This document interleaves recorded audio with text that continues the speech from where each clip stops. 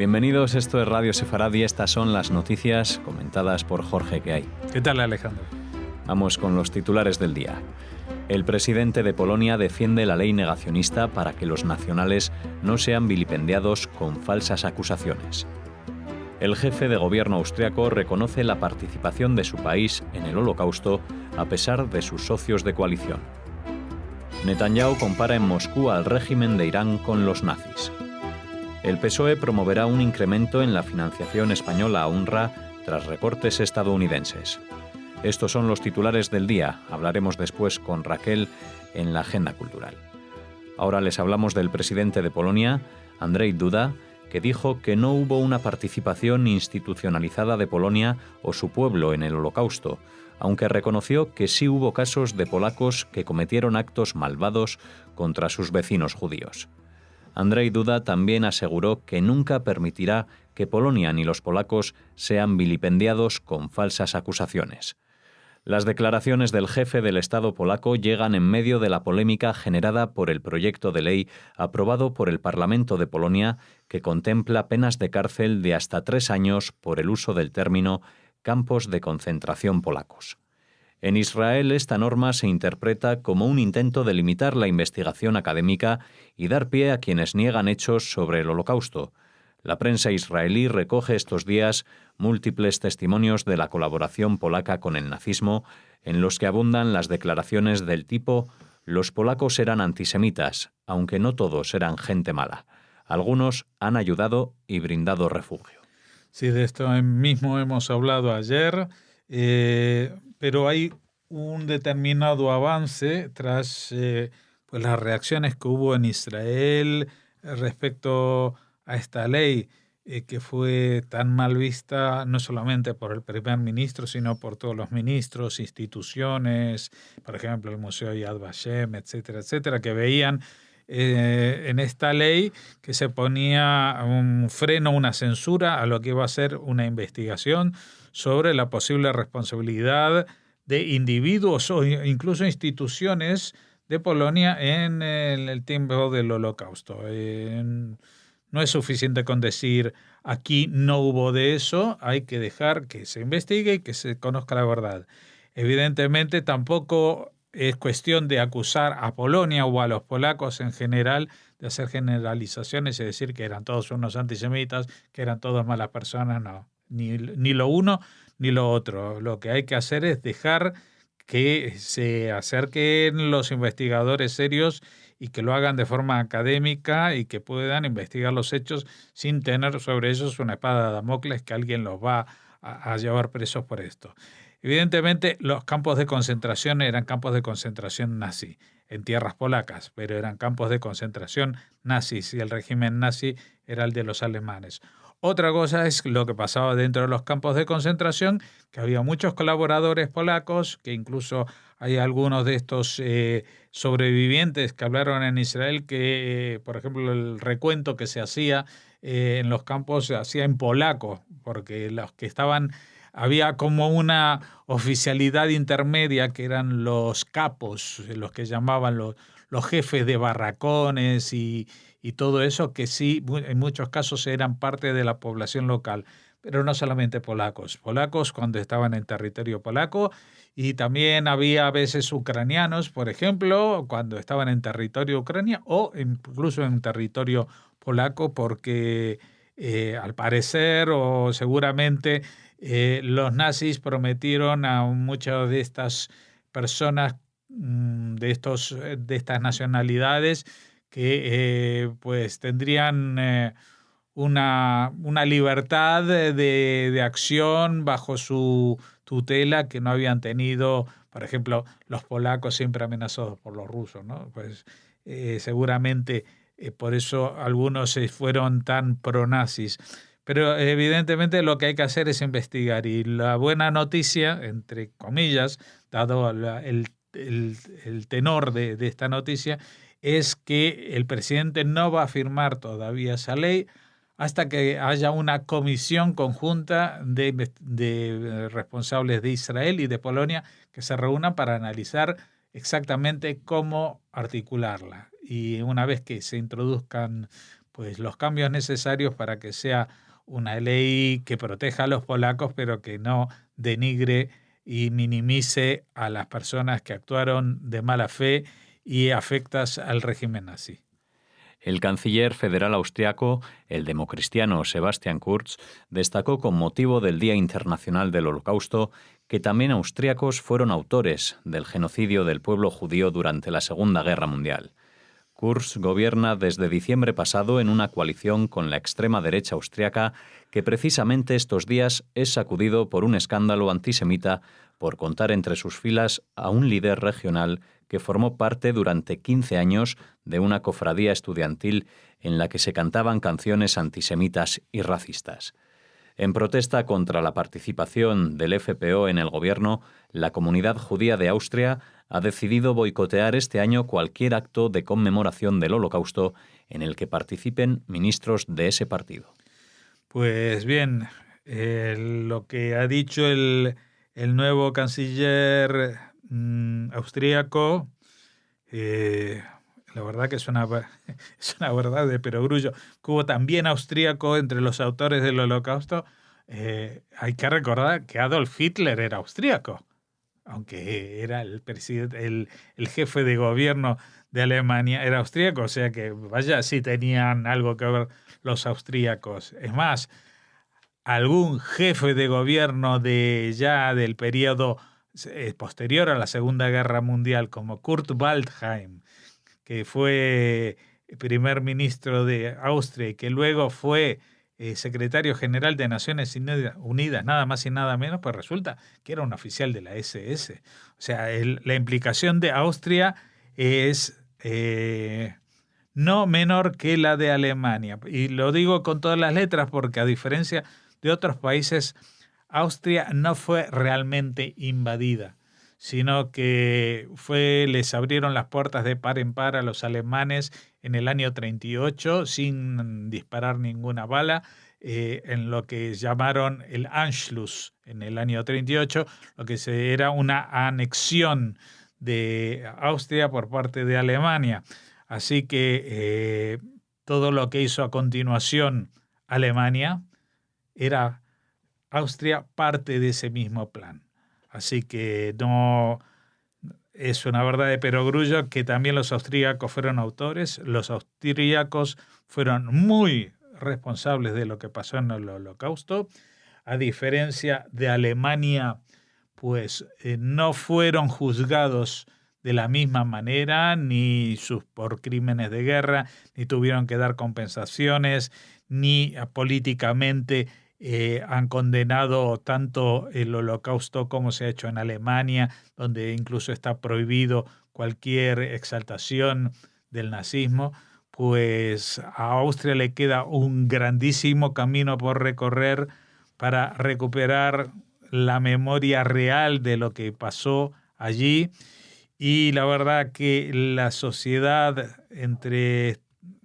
junto con el partido FPÖ, la participación de este partido que según hunde sus raíces en el nazismo, ni más ni menos, pues hace dudar del alcance que pueda llegar ahí una investigación real, lo que nos pone otra vez en la misma tesitura de lo que hablábamos de Polonia.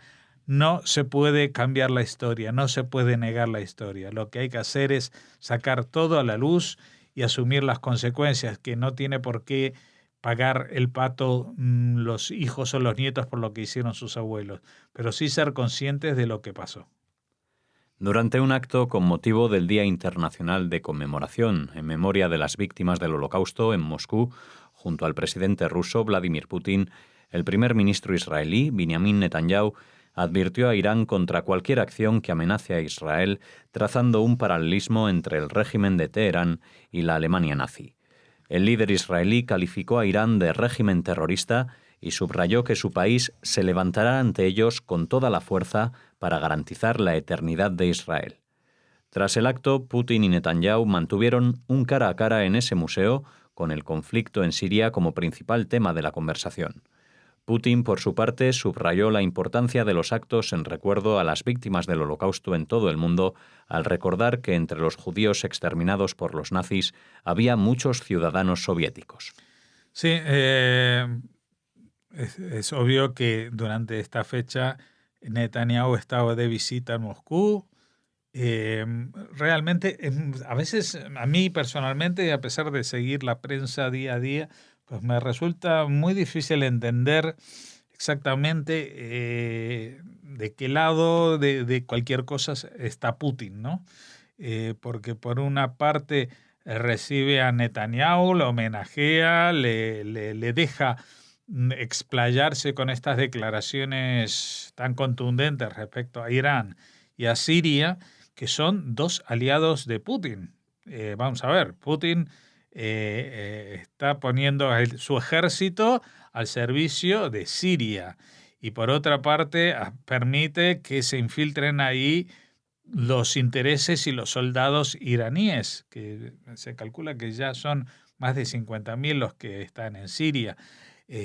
Por otra parte, deja que Israel, o por lo menos hace la vista gorda, cuando Israel supuestamente, porque nunca lo ha confirmado, hace estos ataques a los convoyes de armamento tecnológicamente avanzado que transfiere el presidente sirio y material de origen iraní que se transfiere a Hezbollah y que a veces el ataque se realiza en territorio sirio y otras veces en territorio libanés, pero que también está bajo control sirio. O sea que realmente me es difícil entender exactamente a qué juega Putin, no solamente en este conflicto, también cuando hablamos de Europa o cuando hablamos, por ejemplo, de Estados Unidos, uno no sabe si realmente ayudó a Trump o él mismo es el que está destapando todas las confidencias que hubo de gente de la campaña de Trump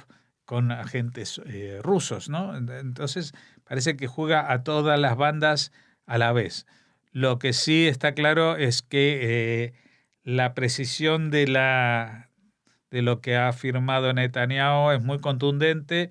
Yo creo que a pesar de la amenaza terrible que supone un país como Irán, que ha declarado que su objetivo es destruir Israel y que su objetivo es construir una bomba atómica, de allí a la comparación con la Alemania nazi, me parece que hay un cierto grado de banalización, porque no olvidemos que la Alemania nazi no solamente se propuso destruir un Estado, sino se propuso destruir a un pueblo y lo hizo mediante una maquinaria siniestra, una fábrica de muerte muy compleja y no por un acto tal como se nos vende ahora, que es la amenaza iraní, que como podría ser darle al botón nuclear para acabar de una vez con Israel, pero no con los judíos. Bueno, en realidad entiendo que Israel esté muy preocupada por la amenaza iraní. Estoy muy de acuerdo que se tiene que hablar con los líderes mundiales como Putin o con Trump y revisar los términos del acuerdo con Irán, que son tremendamente insatisfactorios. Pero esta comparación de cualquier régimen actual con la Alemania nazi lo que hace es relativizar el alcance y el mal absoluto que representó aquel régimen nefasto que estos días recordamos su fin hace 72 o 73 años. El Partido Socialista Obrero Español, el PSOE, quiere que el Congreso inste al Gobierno a destinar al menos 5,4 millones de euros a la Agencia de la ONU para los Refugiados, la UNRWA, tras el anuncio de Estados Unidos de que congela una aportación de unos 53 millones de euros, la mitad de la contribución prevista para este año. En concreto, los socialistas han registrado una proposición no de ley para que la Cámara inste al Gobierno a destinar a la UNRWA al menos 3 millones de euros en los presupuestos generales del Estado de 2018 y además a hacer una contribución extraordinaria de al menos 2,4 millones, el mismo importe destinado en 2017. Ese mismo año, en 2017, la aportación de comunidades, ayuntamientos y diputaciones a la UNRWA fue de 5 millones de euros, mientras que la del Gobierno de España fue de 2,4 millones. Según UNRWA, actualmente existen 5 millones de personas con estatuto de refugiado palestino en Líbano, Siria y Jordania y más de 2 millones en Gaza y Cisjordania. Fíjense, según UNRWA, 5 millones de personas con estatuto de refugiado palestino en estos 3 países y más de 2 millones en Gaza y Cisjordania. Es decir, que no solamente que todos los palestinos, porque si dicen más de 2 millones en Gaza y Cisjordania, son todos los que están en Gaza y Cisjordania. ¿Todos los palestinos son refugiados palestinos? Y todos los palestinos que vivieron o han vivido o son hijos o son nietos o son bisnietos de los que alguna vez han vivido 1 año o 2 años o 5 años en Israel, también son refugiados de UNRWA. Esta es la categorización. O sea, lo digo porque hay mucha gente a la que le resulta ridículo que en el siglo XXI haya monarquías porque la jefatura de Estado pasa de forma hereditaria. Pues a mí me resulta todavía más ridículo que la condición de refugiado con una agencia especializada de Naciones Unidas solamente en esos refugiados y no en el resto de los refugiados del mundo, pues sea hereditaria y sine die. Cuando esta agencia se fundó en el año 50, se fundó para durar 3 años, pero parece que han habido intereses en que esto se eternizara, se cronizara. ¿Por qué lo digo? Porque en los años 50 y a principios de los 60, los refugiados palestinos que habían huido, la mayoría, tremenda mayoría, y lo digo con conciencia de lo que digo, la tremenda mayoría por voluntad propia habían salido del territorio de la Palestina británica porque los ejércitos de la Liga Árabe les habían dicho: quítense de en medio que en 2 o 3 semanas matamos a todos los judíos y podrán volver a sus casas y entonces no va a haber heridos ni nada. Otros sí que sufrieron las agresiones a veces de poblaciones civiles o paramilitares israelíes, pero esos son la minoría de los que realmente se fueron. Pero cuando se fueron eran 700.000 y ahora resulta que son 7 millones. Ni siquiera en el régimen exponencial de una población de conejos sin zorros que los casen se da esta proporción en 70 años. Es algo absurdo poner en la balanza a todos los que se fueron a Egipto o los que se fueron al año siguiente a vivir a Estados Unidos. También ellos son para la UNRWA refugiados, aunque nunca hayan tenido contacto con ellos y no hayan recibido ninguna ayuda de Naciones Unidas por serlo. Porque hay mucha gente que después de estos países árabes a donde escaparon, Egipto, Siria, Líbano, Jordania, pues se sintieron incómodos porque en esos países los trataban como ciudadanos de segunda. Eso pasó unos años, estamos hablando del año 48, pues para los años 50 esto se empezó a solucionar porque los países, bueno, la gente empezó a tener hijos, nacieron allí, dijeron no nos vamos a vivir toda la vida en tiendas de campaña o patrocinados por un organismo de Naciones Unidas, pues les empezaron a dar la nacionalidad. Y fueron los recién nacidos grupos que hoy en día constituyen partidos políticos del gobierno palestino, precisamente Al-Fatah en el año 64, cuando se fundó antes de la, entre comillas, ocupación israelí de los territorios en el año 67. O sea, ya en el año 64 pedían echar a todos los judíos de toda Palestina y que los países no dieran la nacionalidad a los refugiados, porque ellos querían tener a los refugiados como, ¿cómo decirlos?, como esclavos para poder mostrar la situación de miseria que viven y que el resto de los países árabes y del mundo les ayudasen porque tenían que solucionar ese problema. Ellos estuvieron eternizando ese problema que se podía haber solucionado hace 65 años. No lo han hecho, quieren seguir haciéndolo. Y ahora que Estados Unidos ha dicho no que retira todos los fondos, sino que los limita mientras no tenga claro para qué se usan, y ese es el tema de los recortes, porque hay muchas dudas de que todos los recursos se usen de la manera adecuada. Por ejemplo, hay muchos colegios de UNRWA especialmente en Gaza, donde se incita directamente al terrorismo y al odio a los israelíes y a los judíos. Y eso se paga con el dinero de Naciones Unidas, con el dinero que a Naciones Unidas paga Estados Unidos y también con el dinero que aportamos nosotros los españoles a través de nuestros impuestos. Pues hasta ahora era 2,4 millones y ahora el PSOE saca de la chistera que tenemos que dar otros 3 millones de euros más porque los pobrecitos no van a tener este año cómo enseñar a los alumnos, a los chicos, que hay que matar a los judíos porque son seres perversos. Y esto lo dicen, se lo sacan de la chistera porque saben que esto no va a ninguna parte. Es una propuesta de ley que nadie va a aprobar, no solamente porque estamos en tiempo de crisis y lo último que necesita este país es quitar 3 millones para dárselos a unas organizaciones que no van a funcionar para solucionar nada.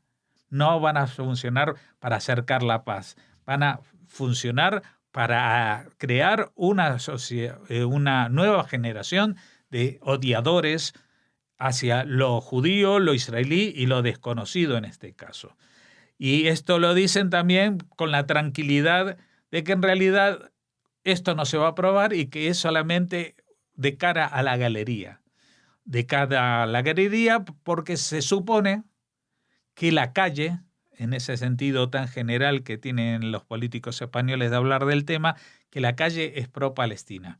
La calle es pro-Palestina por muchas razones, entre otras porque el antisemitismo que ha habido en España durante tantos siglos sin judíos ha logrado permear incluso en las fuerzas llamadas progresistas, y aunque otros sectores, como por ejemplo la Iglesia, se ha deshecho de esos ropajes de antisemitismo atávico que tenían, pues organizaciones supuestamente progresistas no solamente que no se han deshecho de esos prejuicios, sino que los han renovado, los han metamorfoseado, los han disfrazado de antiisraelismo, de antisionismo, y hoy en día lo presentan como una solución humanitaria que solamente depende de nuestra buena voluntad de colaborar a través de estos impuestos.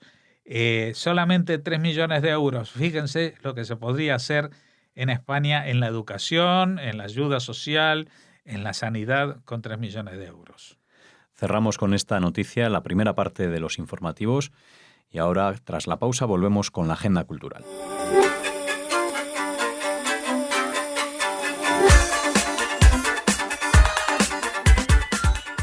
Entramos ahora en la segunda parte de estas noticias en la agenda. Hola Raquel. Hola Alex, hola a todos. Para que nos hables de Castrillo, Mota de Judíos. Exacto. Nos trasladamos a esta localidad de la que hablamos tanto en la radio, en Radio Sefarad. Desde luego que sí, hombre, es que estuvimos desde el principio en su historia, en su transformación de ese terrible Castrillo mata judíos a este Castrillo Mota de Judíos que estaba impulsando un proyecto bajo el nombre de Asociación Itinerario Sefardí, del que también les hemos hablado aquí en Radio Sefarad.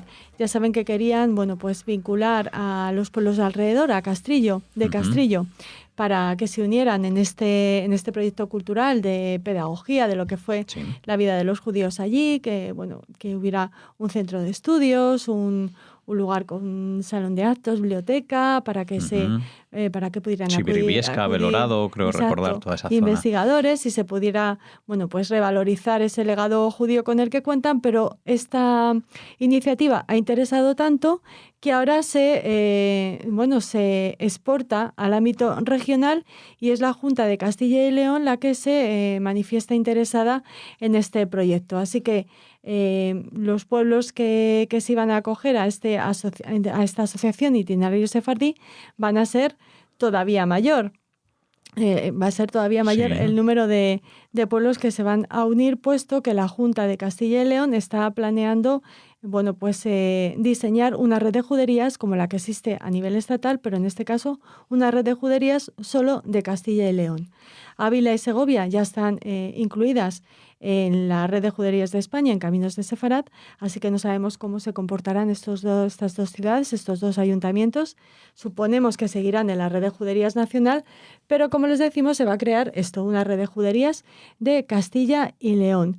Así que se espera que al proyecto se puedan unir hasta 300 municipios de esta autonomía española, de esta región, que cuentan con vestigios de un pasado judío. Atención al número, 300 municipios. No es nada, no es cosa de broma. Hablamos siempre con mucho cariño de este municipio, pero ahora tenemos que agradecerle seguramente que esta iniciativa se ponga en marcha de esta forma tan grande, ¿no? Porque, bueno, al final proviene de ese proyecto. Sí, sigue detrás el alcalde, Volveremos a hablar Lorenzo con él. Rodríguez, y por supuesto suponemos que el Centro Sefarat Israel también se implicará en esta idea, porque junto a los responsables municipales de Castrillo Mota de Judíos, bueno, pues han hecho mucho por eso, por revalorizar la huella judía, el presente y el futuro de lo judío en este pueblo, en los pueblos de alrededor y ahora en toda la región. Les seguiremos hablando de esto, seguro. Seguiremos hablando de este tema seguro, de esta red que se amplía en Castilla y León. Como ya hablábamos aquí, Alex, de una exposición Different Trains de Beatriz Caraballo, de la artista audiovisual, ella la realiza basándose en la música del compositor judío norteamericano Steve Reich, uno de los músicos más importantes. Él creó en 1988 la pieza en 3 movimientos que lleva este nombre, en la que narraba sus viajes en tren entre 1939 y 1900 por Estados Unidos. Bueno, sus padres se divorciaron y entonces él tenía que viajar un montón, y en esta pieza musical imagina lo que le podría haber sucedido como judío en esos mismos años si no hubiera estado en Estados Unidos, si hubiera estado en Europa. Entonces él, a través de la música, nos habla de los trenes del nazismo y de los trenes del después de la guerra tras la Shoah. La artista audiovisual Beatriz Caraballo toma la música de Reich desde la interpretación canónica de Kronos Quartet para mostrarnos en este Different Trains, que se presentó en el Museo de Bellas Artes de Bilbao. Hablamos que fue de él el aquí momento también. cuando hablamos con ella, porque volvemos a hablar de Different Trains, porque se presenta ahora en Valladolid, en el patio herreniano, hasta el 1 de abril con entrada gratuita. Les recomendamos a nuestros oyentes. El Museo de Arte Contemporáneo, que se encuentra pues muy cerquita del río. Sí. El museo, el patio herreriano, que es un sitio muy especial. Muy especial para ver arte. Y es muy especial esta exposición, como les decimos. En ella, Beatriz Caraballo muestra imágenes, entre otras, del andén y los trenes de ganado de Westerbroek, ya saben, el campo de tránsito holandés, desde el que los judíos holandeses y los que vivían en Holanda, en ese momento que, por ejemplo, habían huido de Alemania, bueno, pues eran trasladados a los campos, y la artista nos cuenta en esta entrevista, que les volvemos a poner el enlace para que recuperen la historia de estas filmaciones y las fotos históricas realizadas por el judío Rudolf Breslauer por orden del comandante del campo, del comandante de Westerbroek. Ella las confronta con las imágenes de la estación de Varsovia durante las deportaciones, que aparecen en el centro del tríptico de Caraballo, haciendo contraste con las que las enmarcan a derecha e izquierda, mientras se escucha la pieza de Steve Reich con su música y las frases cortas que incorporó de su infancia, frases de su niñera, de un revisor y de diferentes sobrevivientes del Holocausto. Así que una exposición muy oportuna en estos días en los que aún seguimos conmemorando el Día Internacional de Memoria del Holocausto y Prevención de los Crímenes contra la Humanidad. Además, recordarles que el artista, que reniega del resto de interpretaciones que se han hecho de su obra, asegura que Beatriz Caraballo ha creado una obra reflexiva y emocionante. Así que motivo más para ir a verla. Visitarla en Valladolid. Pues nada, ahí la tienen disponible para todos los que quieran asistir, pues como Raquel nos ha comentado, es de acceso libre y gratuito. Y seguimos hablando de exposiciones. En este caso, volvemos a Centro Sefarat Israel para hablarles de La Luz al Secreto, de Moshe Castel y Moisés Bentata, encuentro en Sefarat. Centro Sefarad presenta esta exposición en la que convergen las obras de dos artistas con diferentes trayectorias humanas y artísticas, pero con un punto de partida y arraigo común, Sefarad. Se trata del artista israelí Moshe Kastel, que nació en Jerusalén en 1909 y falleció en Tel Aviv en 1991, y el artista español Moisés Ventata, que nació en Ceuta en 1963. La añoranza y el arraigo a un pasado común como sentimientos esenciales en las vidas de ambos artistas son los símbolos que han inspirado a Centro Sefarad Israel para la puesta en escena de esta exposición conjunta que se inaugura este 31 de enero y que vamos a poder conocer de primera mano gracias a una visita guiada que realizará Moisés Ventata todos los miércoles a las 12. Si ustedes no pueden acudir es los miércoles a las 12, bueno, pues tienen la oportunidad de ver esta exposición tan interesante en el horario normal de expositivo de Centro Sefarad Israel. Esperamos poder hablar con Moisés Ventata para que nos dé más detalles de esta exposición tan interesante que nos presenta la obra de estos artistas y en la que colaboran la Embajada de Israel en España, el Moshe Kastel Museum of Art de Israel, la Comunidad Judía de Madrid y el Consejo de la Comunidad Sefardí de Jerusalén. Tendremos oportunidad de hablar con Moisés Ventata de esta exposición que, como les decíamos, se inaugurará el próximo 31 de enero en Centro Sefarad Israel. ¿Hasta mañana? Hasta mañana, Raquel.